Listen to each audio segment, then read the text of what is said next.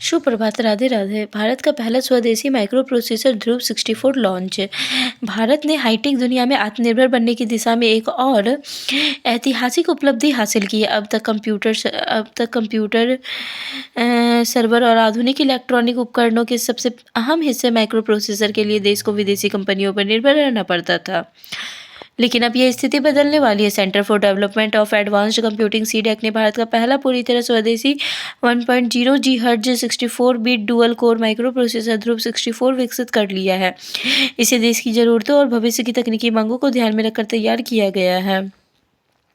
सुरक्षा और उद्योग के लिए गेम चेंजर। दुनिया में बनने वाले कुल माइक्रो प्रोसेसर का करीब 20% इस्तेमाल अकेला भारत करता है, लेकिन अब तक इसके लिए आयात पर निर्भरता बनी हुई है। ध्रुव 64 के आने से यह तस्वीर बदलने लगी है। रक्षा, सुरक्षा और संवेदनशील सरकारी प्रणालियों में अब स्वदेशी और सुरक्षित प्रोसेसर का इस्तेमाल संभव होगा। इससे न सिर्फ रणनीतिक स्वतंत्रता बढ़ेगी, बल्कि साइबर सुरक्षा के लिहाज से भी देश को मजबूती मिलेगी। डिजिटल इंडिया की ताकत।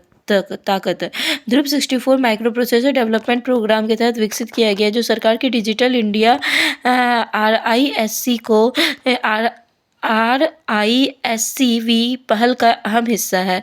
इस पहल का उद्देश्य भारत में ही चिप्स की डिजाइनिंग, टेस्टिंग और प्रोटोटाइपिंग को बढ़ावा देना है। विशेषज्ञों का मानना है कि इससे भारत वैश्विक सेमीकंडक्टर इकोसिस्टम में निर्माता के रूप में भी उभरता। ध्रुव 64 इस सोच का ठोस परिणाम है, जो तकनीकी आत्मनिर्भरता की मजबूत नींव रखता है।